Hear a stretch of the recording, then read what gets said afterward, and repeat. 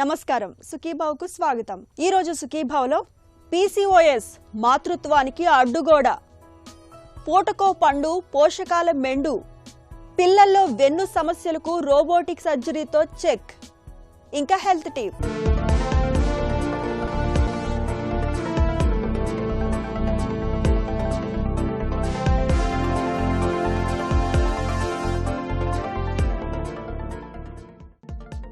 గబగబా తింటున్నప్పుడు పొలమారటం, గొంతులో ముద్ద మింగుడు పడకపోవటం మనలో చాలా మందికి అనుభవమే. ఇలాంటప్పుడు పక్కనే గ్లాసులో ఉన్న నీళ్లను తాగితే చాలు, గొంతులో అడ్డం పడ్డ అన్నం ముద్ద తేలికగా లోపలికి వెళ్ళిపోతుంది. కానీ ప్రశాంతంగా తింటున్నా ముద్దకి గొంతు పట్టేసినట్టుగా ఉంటుంటే, ముద్ద మింగటం కష్టమైతే అది ఖచ్చితంగా సమస్యే. ఆహారాన్ని నమలటం, మింగటంలో మన ప్రమేయం పెద్దగా ఉన్నట్లు అనిపించకపోవచ్చు. నిజానికి ఈ ప్రక్రియలో మన దేహంలో నాలుక నుంచి అన్నవాహిక వరకు చాలా కండరాలు, నరాల తోడ్పాటు ఉంటుంది. నోట్లో ఆహారాన్ని నమలటానికి వీలుగా పళ్ల కిందకు తోయటం దగ్గర నుంచి నమిలిన దాన్ని గొంతు వెనక భాగంలోని అన్నవాహికలోకి తోయటం వరకు నాలుక కండరాలు పనిచేస్తాయి. అక్కడ నుంచి అన్నవాహికలోని వలయాకారంలో ఉండే కండరాలు ముడుచుకుంటూ ఆహారాన్ని కడుపులోకి పంపిస్తాయి. వీటిలో ఎక్కడ సమస్య తలెత్తినా మింగటంలో ఇబ్బందులు ఎదురవుతాయి. డిస్ఫేజియాగా పిలిచే ఈ సమస్య ఏ వయసు వారిలోనైనా రావచ్చు. డిస్ఫేజియా అంటే డిఫికల్టీ ఇన్ స్వాలోయింగ్, అంటే మింగడంలో ఎప్పుడైతే మనం కష్టం ఉంటుందో అది మెడికల్ టర్మ్స్లో మనం డిస్ఫేజియా అని అంటాం. సో నార్మల్గా మన ఆహారం నోట్లో నుంచి అన్నవాహిక ద్వారా పొట్టలో వరకు చేరుకుంటుంది. దీన్ని స్వాలోయింగ్ అని అంటాం. దీనికి వేరియస్ కండరాలు కానివ్వండి, నరాలు కానివ్వండి, ఈ కోఆర్డినేషన్ వల్ల జరుగుతుందన్నమాట ఈ స్వాలోయింగ్ అనేది. ఎప్పుడైతే ఈ కోఆర్డినేషన్ మిస్ అవుతుందో ఆర్ అన్నవాహికలో ఏదన్నా ప్రాబ్లం ఉంటే కనుక మనకి డిస్ఫేజియా అనేది చూస్తూ ఉంటాం. డిస్ఫేజియా అనేది ఒక వ్యాధి లక్షణం మాత్రమే, అది వ్యాధి కాదు. సో ఇది డిఫరెంట్ డిసీజెస్లో ఒక సిమ్టమ్ అన్నమాట. అయితే ఎవరికి ఎందువల్ల ఇలా డిస్ఫేజియా వస్తుందంటే ఏ ఏజ్ వాళ్ళకైనా కూడా మనం ఈ డిస్ఫేజియా చూడొచ్చు. అప్పుడే పుట్టిన పిల్లల్లో ఈ అన్నవాహిక సరిగ్గా ఫామ్ అవ్వకపోవడం వల్ల, అంటే యూసోఫేజియల్ ఎట్రేసియా అంటాం దాన్ని, ఈ కండిషన్లో డిస్ఫేజియా చూస్తూ ఉంటాం అప్పుడే పుట్టిన పిల్లల్లో. ఇది చాలా ఎమర్జెన్సీగా సర్జరీ చేయాల్సిన అవసరం ఉంటుంది. ఇంకో కొంచెం ఏజ్డ్ పిల్లల్లో, వీళ్ళల్లో సడన్గా ఏదో కాయిన్స్ కానివ్వండి, లేకపోతే ఇతరత్ర పదార్థాలు వాళ్ళు ఆడుకునే బొమ్మల్లో నుంచి ఏదన్నా టాయ్ స్ట్రక్చర్స్ కానివ్వండి, ఇవి మింగేస్తారు. అవి మింగినప్పుడు కూడా అది అన్నవాహికలో ఇరుక్కుని దానివల్ల కూడా పిల్లలకి మింగడానికి కష్టమవుతూ ఉంటుంది. ఇది కూడా ఒక ఎమర్జెన్సీ సిచ్యువేషన్. ఇంకా కొంచెం పెద్ద వయసు వాళ్ళకు వచ్చినప్పుడు, మిడిల్ ఏజ్లో చూస్తే కనుక చాలా కామన్గా మనం చూసేది GERD, అంటే గ్యాస్ట్రో యూసోఫేజియల్ రిఫ్లక్స్ డిసీజ్. కామన్గా మనం యాసిడిటీ, గ్యాస్ట్రైటిస్ అని అంటూ ఉంటాం. దీంట్లో కూడా చాలామంది గొంతులో ఏదో పట్టేసినట్టు ఉండటం, గొంతులో ఉండలాగా ఉంది అనడం, మింగడం చాలా కష్టంగా ఉందనడం చూస్తూ ఉంటాం. ఇంకా కొంచెం ఈ వయసులో ఉమెన్లో, ఎస్పెషల్లీ ఉమెన్లో మనం ఒక కండిషన్ ఉంటుంది. దీంట్లో PV సిండ్రోమ్ అంటాం, అంటే ప్లమ్మర్ విన్సన్ సిండ్రోమ్. దీంట్లో రక్తహీనత చాలా ఎక్కువగా ఉన్న ఉమెన్, వీళ్ళల్లో కూడా మింగడం చాలా కష్టంగా అనిపిస్తూ ఉంటుంది. సో వీళ్ళలో ఈ రక్తహీనత ఎప్పుడైతే మనం ట్రీట్ చేస్తామో వాళ్ళకి ఇది కూడా ట్రీట్ అయిపోతుంది అనమాట. ఇంకా కొంచెం ఓల్డర్ ఏజ్ గ్రూప్కి వస్తే కనుక ఎప్పుడైతే ఈ డిస్ఫేజియా చూస్తాం, వీళ్ళల్లో మనం సస్పెక్ట్ చేయాల్సింది క్యాన్సర్ ఆఫ్ యూసోఫేగస్. ముద్ద మింగటంలో తలెత్తే ఇబ్బంది డిస్ఫేజియా అనేది 2 రకాలుగా కనిపిస్తుంది. మొదటిది గొంతు భాగంలో వచ్చే ఓరోఫారింజియల్ డిస్ఫేజియా, రెండోది అన్నవాహికలో వచ్చే ఈసోఫేజియల్ డిస్ఫేజియా. ముద్ద మింగుడు పడకపోవటం అనేది చాలా వరకు వయసు మళ్లిన వాళ్లలో చూస్తూ ఉంటాం. ఇందుకు ఆహారాన్ని సరిగా నమలకపోవటం, వయసుతో పాటు అన్నవాహిక కండరాల శక్తి సన్నగిల్లటం కారణాలుగా ఉంటాయి. అయితే నోటితో గాలి పీల్చుకునే అలవాటు ఉన్నప్పుడు, లాలాజలం తగినంత ఉత్పత్తి కానప్పుడు, గొంతు తడారిపోతున్నప్పుడు, ఇలాంటి సందర్భాల్లో కూడా ముద్ద మింగటం కష్టంగా ఉంటుంది. ఇక గ్యాస్ట్రో ఈసోఫేజియల్ రిఫ్లక్స్ డిసీజ్ అంటే కడుపులో నుంచి ఆమ్లాలు పైకి రావటం వల్ల అన్నవాహిక టిష్యూ దెబ్బతినటం, ముడుచుకుపోయినప్పుడు కూడా మింగటం కష్టమవుతూ ఉంటుంది. రేడియేషన్ థెరపీ తీసుకున్నప్పుడు అన్నవాహిక కండరాల్లో వాపు వచ్చి అవి దెబ్బతినిపోతుంటాయి. అన్నవాహిక కండరాలు బిగుసుకుపోయినప్పుడు, లోపల ఏవైనా గీరుకున్నప్పుడు, థైరాయిడ్ గ్రంథిలో వాపు ఉన్నప్పుడు, క్యాన్సర్ల బారిన పడ్డప్పుడు ఇలాంటి సందర్భాలన్నిటిలోనూ ముద్ద మింగటం అనేది కష్టంగా మారుతుందని చెబుతారు డాక్టర్లు. ఎప్పుడైతే ఈ మింగడంలో కష్టం చాలా కాలం నుంచి ఉంటుందో, అంటే నెలల నుంచి సంవత్సరాల దాకా ఈ మింగడం కష్టం ఉంటుందో, ఇలాంటప్పుడు మనం దాన్ని కొంచెం సీరియస్గా తీసుకోవాల్సి ఉంటుంది. అలాగే ఎప్పుడైతే ప్రోగ్రెషన్ ఉంటుందో, అంటే ఫ్రమ్ డిస్ఫేజియా టు సాలిడ్స్ నుంచి డిస్ఫేజియా టు లిక్విడ్స్, ఫస్ట్ ఘన పదార్థాలకి డిస్ఫేజియా ఉండి మళ్ళీ తర్వాత అది ద్రవ పదార్థాలకి కూడా ఎప్పుడైతే స్ప్రెడ్ అవుతుందో అప్పుడు కూడా దీన్ని సీరియస్గా తీసుకోవాల్సిన అవసరం ఉంటుంది.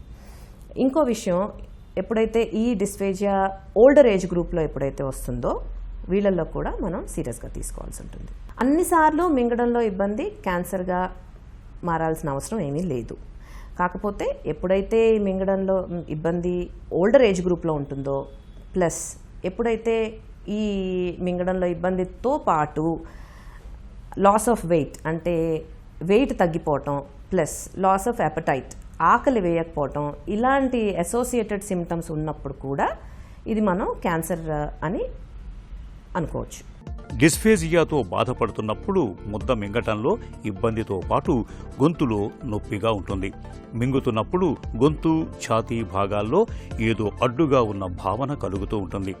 ముద్ద మధ్యలో ఆగిపోయినట్లుగా అనిపిస్తుంది. ఆహారపు తొనకలు, ద్రవాలు తిరిగి గొంతులోకి వస్తూ ఉంటాయి. తరచుగా ఛాతీలో మంటగా ఉంటుంది. డిస్ఫేజియా సమస్య ముదిరే కొద్దీ బరువు తగ్గిపోవటం, రక్తహీనత సమస్యలు మొదలవుతాయి. ఈ లక్షణాలు కనిపిస్తున్నప్పుడు endoscopic, barium x ray, oesophageal manometry పరీక్షలు చేయటం ద్వారా మింగటంలో ఇబ్బందిని తెచ్చిపెడుతున్న మూల కారణాన్ని చాలా వరకు పసిగట్టవచ్చు. కారణాన్ని సకాలంలో పసిగడితే డిస్ఫేజియా సమస్యకు చక్కగా చికిత్స చేయొచ్చు. అన్నవాహిక సన్నబడినట్లయితే ఎండోస్కోపిక్ బెలూన్ డైలేషన్ ద్వారా రక్తనాళాల ద్వారా మార్గాన్ని వెడల్పు చేస్తారు. అకలేసియా కార్డియా ఉన్నవారికి బొటాక్స్ ఇంజెక్షన్లు లేదా ఎండోస్కోపిక్ సర్జరీ పద్ధతి అయిన పోయం ద్వారా శాశ్వత ఉపశమనం కలిగిస్తారు. నాడీ సమస్యల వల్ల వచ్చే డిస్ఫేజియా ఉన్నవారికి ప్రత్యేక సాల్వోయింగ్ థెరపీ ద్వారా గొంతు కండరాలకు శిక్షణ ఇస్తారు. సో ఫస్ట్ మెయిన్ ఇంపార్టెంట్ ఈ మన డిస్ఫేజియా నిర్ధారణకి ఫస్ట్ ఇంపార్టెంట్ హిస్టరీ అండి.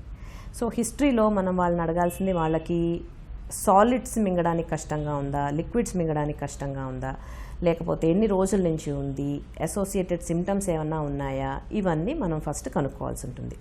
దీంతోపాటు ఫస్ట్ ఇంపార్టెంట్ ఇన్వెస్టిగేషన్ ఎండోస్కోపీ. ఈ ఎండోస్కోపీలో మనం అన్నవాహికలో ఎలా ఉంది, స్ట్రిక్చర్స్ ఏమన్నా ఫామ్ అయినాయా, అంటే ఎక్కడన్నా అడ్డుకుంటుందా, లేకపోతే ఎక్కడన్నా అల్సర్స్ ఉన్నాయా, ఏదన్నా గ్రోత్ ఉందా, ఇలాంటివన్నీ కూడా మనం చూడొచ్చు. దీని తర్వాత ఎప్పుడైతే మనం జీఈఆర్డి అంటే యాసిడిటీ కానీ గ్యాస్ట్రైటిస్ కానీ సస్పెక్ట్ చేస్తామో వీళ్ళల్లో మనం 24 hour pH మానిటరింగ్ కానివ్వండి, మానోమెట్రీ అని ఇంకొక పరీక్ష కానివ్వండి, ఇలాంటివన్నీ చేయాల్సి ఉంటుంది. So again dysphasia as such మనం ట్రీట్ చేయమండి. డిస్ఫేజియాకి కారణమైన ప్రాబ్లమ్ని మనం ట్రీట్ చేస్తాం. డిస్ఫేజియా అనేది ఓన్లీ ఒక సిమ్టమ్ మాత్రమే. సో దీంట్లో ఇందాక మనం చెప్పుకున్నట్టు చిన్న పిల్లల్లో ఎప్పుడైతే ఫారెన్ బాడీస్ ఇలా మింగుతారో వాళ్ళల్లో ఎమర్జెన్సీగా మనం ఒక సర్జికల్ ప్రొసీజర్ చేయాల్సి ఉంటుంది, రిజిడ్ యూసోఫెగోస్కోపీ అని. అది చేసి ఆ ఫారెన్ బాడీ ఏదైతే పదార్థం లోపల మింగుంటారో అది తీసేయటం చేయాలన్నమాట. కొంచెం మిడిల్ ఏజ్ గ్రూప్లో ఎప్పుడైతే ఈ జీఆర్డి అని ఈ గ్యాస్ట్రైటిస్ యాసిడిటీ మనం చూస్తామో వీళ్ళల్లో లైఫ్ స్టైల్ చేంజెస్ చాలా ఇంపార్టెంట్.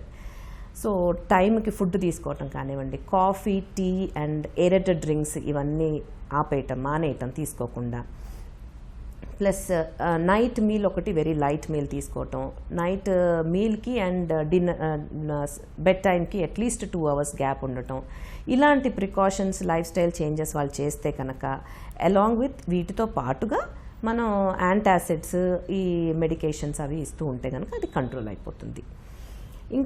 ఇంకా కొంచెం ఈ ఉమెన్లో ఎప్పుడైతే మనం పీవీ సిండ్రోమ్ అని చూస్తామో దీంట్లో వీళ్ళకి హిమోగ్లోబిన్ పర్సంటేజ్ అనేది మనం పెంచగలిగితే ఆటోమేటిక్గా ఇది తగ్గిపోతుంది అనమాట. వీళ్ళలో ఈ రక్తహీనతతో పాటు అన్నవాహికలో ఒక పొర లాంటిది ఫామ్ అవుతుంది. ఇన్ కేస్ ఆ పొర బాగా చాలా కాలం నుంచి వీళ్ళకి ఆ రక్తహీనత ఉంటే కనుక ఆ పొరని మనం మళ్ళీ సర్జికల్గా రిలీజ్ చేయాల్సి ఉంటుంది అన్నమాట. ఇంకా కొంచెం పెద్ద వయసులో వస్తే కనుక వీళ్ళల్లో మనం క్యాన్సర్ సస్పెక్ట్ చేసి అది బయాప్సీ ఎప్పుడైతే కన్ఫర్మ్ అవుతుందో క్యాన్సర్ అని, అప్పుడు ఈదర్ రేడియోథెరపీ కానీ లేకపోతే సర్జికల్ ట్రీట్మెంట్స్ కానీ వీటికి ఉంటాయి. డిస్ఫేజియాతో బాధపడుతున్నప్పుడు తినే ఆహార పదార్థాల స్వరూపాన్ని మార్చుకోవటం, తింటున్నప్పుడు సరైన భంగిమలు పాటించటం మేలు. ద్రవ పదార్థాలు తాగేటప్పుడు శ్వాసనాళంలోకి వెళ్లే ప్రమాదం ఎక్కువగా ఉంటుంది. కాబట్టి వాటిని థిక్నర్స్ ఉపయోగించి కాస్త చిక్కగా చేసుకొని తాగటం సురక్షితం. తింటున్నప్పుడు తిన్నగా నిటారుగా కూర్చోవాలి. ఆహారాన్ని చిన్న చిన్న భాగాలుగా తీసుకొని బాగా నమిలి మింగటం అలవాటు చేసుకోవాలి. పోషకాహార నిపుణుల సలహాతో క్యాలరీలు సమృద్ధిగా ఉండే మెత్తని ఆహారాన్ని ప్రణాళికబద్ధంగా తీసుకోవాలి. మింగటంలో అసౌకర్యంగా అనిపిస్తున్నప్పుడు ఆలస్యం చేయకుండా ఈఎన్టీ లేదా గ్యాస్ట్రోఎంటరాలజిస్ట్ను సంప్రదించాలి.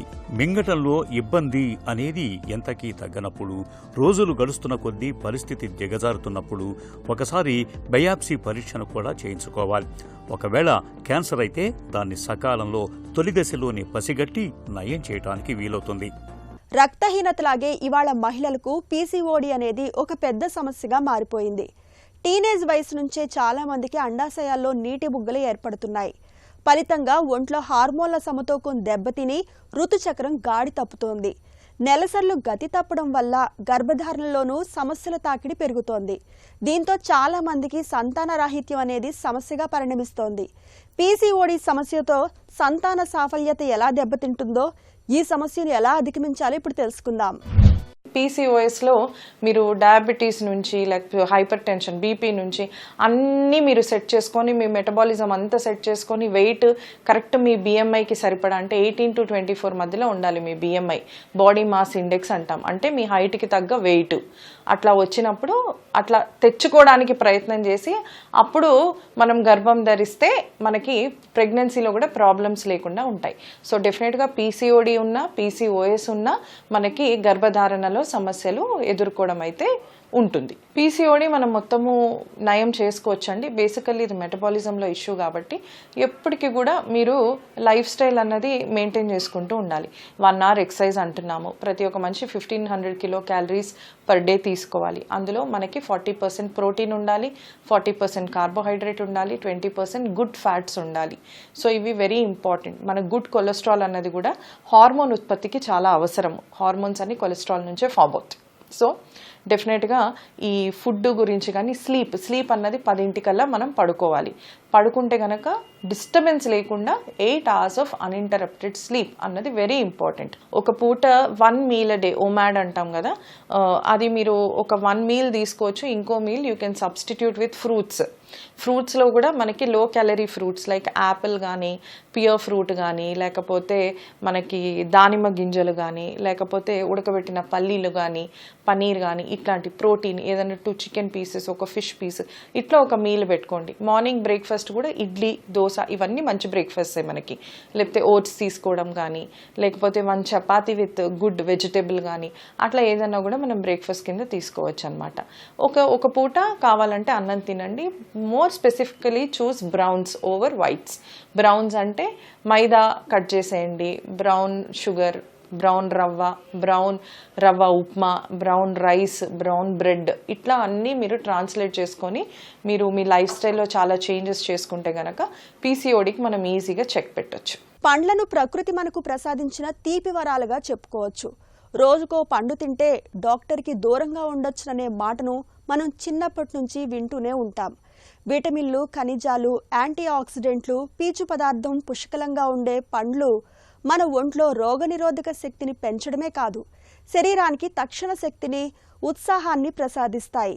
అయితే పండ్లను ఎప్పుడు తినాలి, ఎలా తినాలి, జ్యూసుల్లా కంటే నేరుగా తినడం వల్ల వచ్చే అదనపు ప్రయోజనాలేంటి? ఆసక్తికరమైన ఈ వివరాల గురించి ఇప్పుడు తెలుసుకుందాం.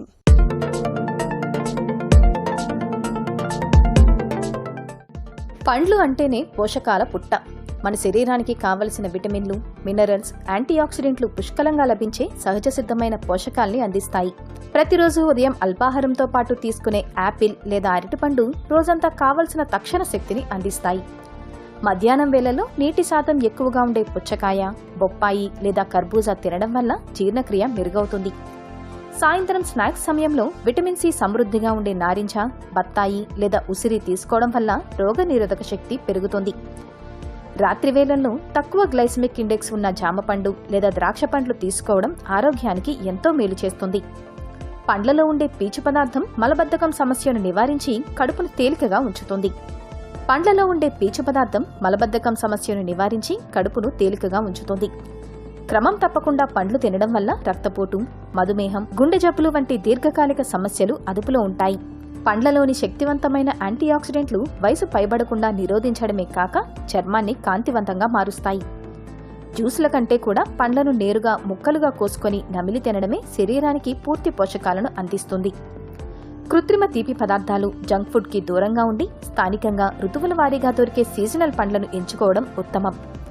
పిల్లల శారీరక, మానసిక ఎదుగుదలకు, జ్ఞాపక శక్తి పెరుగుదలకు ప్రతిరోజు పండ్లు తినిపించడం ఎంతో అవసరం.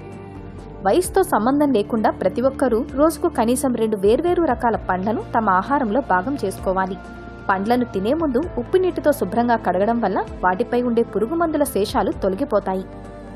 ప్రకృతి మనకిచ్చిన అమృతం లాంటి ఈ పండ్లను అలవాటు చేసుకుంటే చాలు, మన ఆరోగ్యం బేషుగ్గా ఉంటుంది. బయట నుంచి ఎలాంటి సప్లిమెంట్లు తీసుకోవాల్సిన అవసరం అసలే ఉండదు. వెన్నుకు సర్జరీ అంటే ఇప్పటికీ మనలో చాలా మందికి భయమే. వెన్నుముక సర్జరీలు అంతగా విజయవంతం కావని, పక్షవాత ముప్పు పొంచి ఉంటుందని, మలమూత్రాలపై అదుపు తప్పుతుందని భయపడుతుంటారు. ఇక పిల్లల్లో వెన్నుకు ఆపరేషన్ అంటే తల్లిదండ్రులు ససేమేరా ఒప్పుకోరు. అయితే ఇదంతా గతం. ఒకప్పుడుతో పోలిస్తే వెన్ను సర్జరీలో విప్లవాత్మక మార్పులెన్నో వచ్చాయి. ముఖ్యంగా ఇటీవల కాలంలో అందుబాటులోకి వచ్చిన రోబోటిక్ సాంకేతిక పరిజ్ఞానం వెన్ను సర్జరీల తీరుతెన్నులను సమూలంగా మార్చేశాయి. అత్యంత ఖచ్చితత్వంతో 3D మ్యాపింగ్ సాయంతో చిన్న ఘాటు ద్వారా పిల్లల్లో వెన్ను సమస్యలకు చక్కగా సర్జరీ చేయొచ్చునని చెబుతున్నారు డాక్టర్లు. పసి వెన్నులో రోబోటిక్ సర్జరీల గురించి డాక్టర్ని అడిగి ఇప్పుడు తెలుసుకుందాం.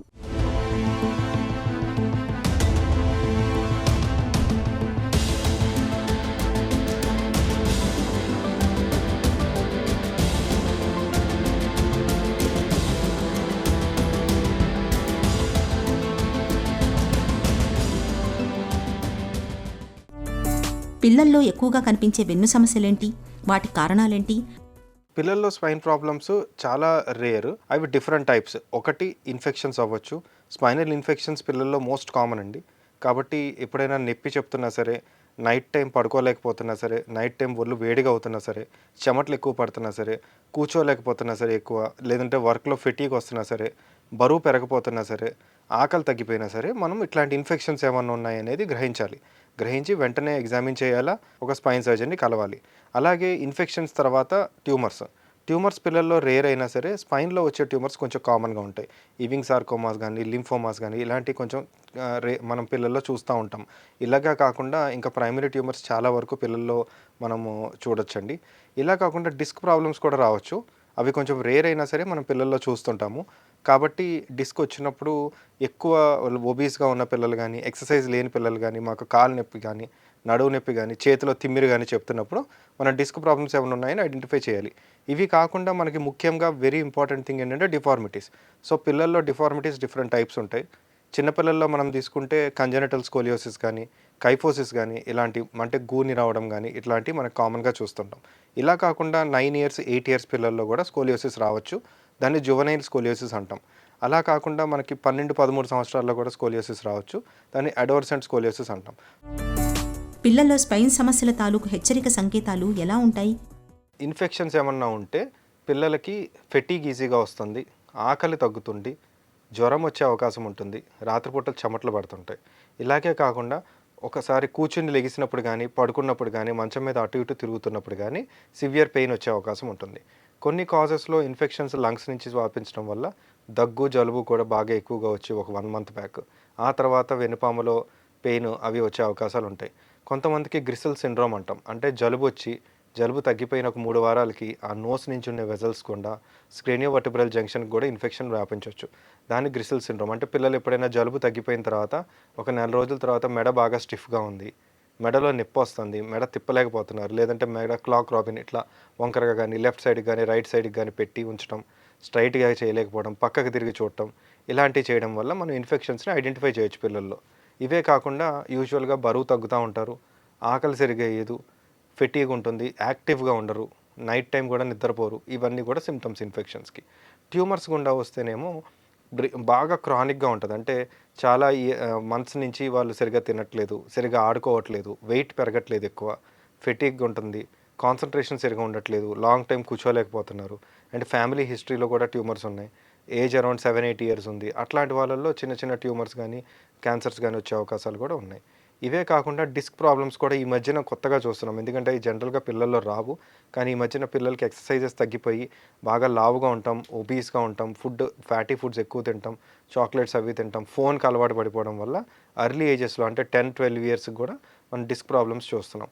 సో డిస్క్ ప్రాబ్లం వచ్చిన పిల్లల్లో ఎలా ఉంటుందంటే నడుము నొప్పి ఎక్కువగా రావడం, చేతిలో మెడలో డిస్క్ జారితే చేతిలోకి తిమ్మిరి రావడం, అదే నడుములో డిస్క్ జారితే కాలంతా తిమ్మిరి పడతాం, కాళ్ళల్లో మూమెంట్స్ తగ్గడం, అప్పుడప్పుడు యూరిన్ కంట్రోల్, మోషన్ కంట్రోల్ తగ్గడం, ఇలాంటి సిమ్టమ్స్ డిస్క్ ప్రాబ్లమ్స్లో రావచ్చు. అదే వంకరగా ఉన్న పిల్లల్లో ఏంటంటే మనకి ఒక భుజం ఎత్తుగా ఉంటాం, లేదంటే ఒక నడుము ఎత్తుగా ఉంటాం, లేదంటే మెడ వంకర పోవడం, ఇలాంటి సిమ్టమ్స్ వస్తాయి. ఈ సిమ్టమ్స్ రావడమే కాకుండా ప్రోగ్రెసివ్, అంటే ఎవ్రీ ఇయర్ మనం స్కాన్స్ కానీ ఎక్స్రే చూసినా పిల్లల్ని చూసినా ఆ వంకర ఎక్కువ అవుతూ ఉంటుంది కాబట్టి తగ్గదు.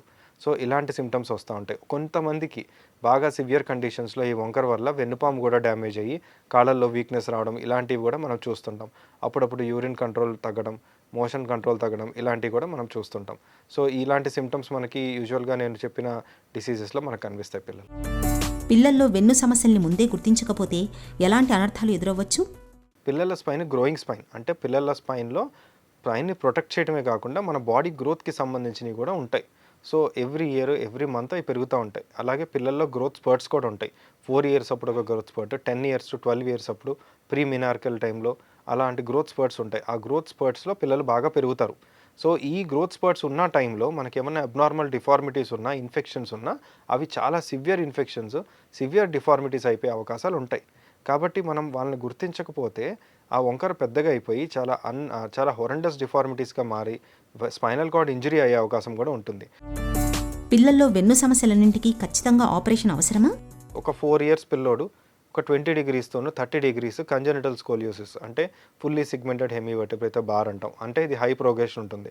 ఇలాంటి డిఫార్మిటీతో మన దగ్గరికి వస్తే వాళ్ళని మనం క్యాస్ట్తో మేనేజ్ చేసి ఒక 5 ఇయర్స్ చూసి ఇంకా డీకాంపెన్సేట్ అవుతున్నాడంటే చిన్న ఒక half an hour 1 hour procedure చేసి ఈ సింగిల్ సిగ్మెంట్ ఫిక్సేషన్ కానీ హెమీవర్టిబ్రెక్టమీ కానీ చేస్తే అక్కడితో అరెస్ట్ అయిపోతుంది అది. ఇదే 20 ఇయర్స్ పిల్లోడు మన దగ్గరికి 5 ఇయర్స్ అప్పుడు రాకుండా 13 సంవత్సరాలకి పెద్ద డిఫార్మిటీ వేసుకుని వచ్చారనుకోండి, అప్పుడు మాత్రం మేజర్ సర్జరీ చేయాల్సి ఉంటుంది. కాబట్టి 99% ఆఫ్ ది టైమ్స్ పిల్లల్లో మనం కరెక్ట్ టైంలో పిల్లల్ని ఐడెంటిఫై చేసి ట్రీట్ చేయగలిగితే సర్జరీ చేయాల్సిన అవసరం లేదు. కాబట్టి మనం ఐడెంటిఫై చేసిన టైంని బట్టి పిల్లల్లో సర్జరీయా కన్జర్వేటివ్ ట్రీట్మెంట్ అని డిపెండ్ అయి ఉంటుంది. వెన్ను సమస్యలకు సర్జరీ ఎలా ఉంటుంది? పిల్లల విషయంలో రోబోటిక్ సర్జరీతో ఉండే ప్రత్యేక ప్రయోజనాలేంటి? వెన్నుపాము సర్జరీస్ చేసినప్పుడు కామన్గా మనం చెప్పే రిస్క్ ఏంటంటే కాళ్ళు కానీ చేతులు కానీ వీక్ అయ్యే అవకాశం ఉంటుంది. పర్మనెంట్ వీక్నెస్ లేకపోయినా టెంపరీగా జరిగే అవకాశం ఉంటుంది. సో పర్మనెంట్ వీక్ అయ్యే ఛాన్స్ కూడా కొంతమందికి ఉంటుంది. సో ఈ రిస్క్ మనకి తెలిసిన రిస్కే స్పైన్ సర్జరీస్లో, కొత్తదేం కాదు, ఇది లిటరేచర్లో ప్రూవ్ అయింది.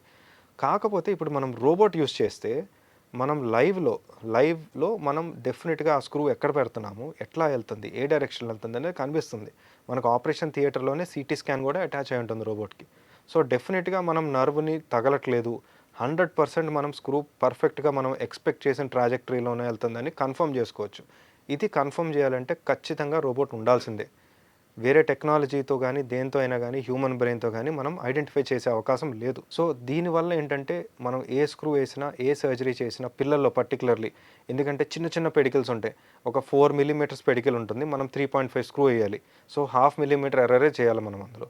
సో అలాంటి సిచ్యువేషన్స్లో ఇది ఉంటే డెఫినెట్గా మనం స్క్రూస్ పర్ఫెక్ట్గా వేయచ్చు, డెఫినెట్గా నరాన్ని 100% మనం ఫ్రీ చేసేయచ్చు. సో మనకి 1 to 2% ఏదైతే రిస్క్ అనుకుంటున్నామో అది కూడా ఉండదు. 100% మనం స్క్రూని పర్ఫెక్ట్గా ప్లేస్ చేయొచ్చు.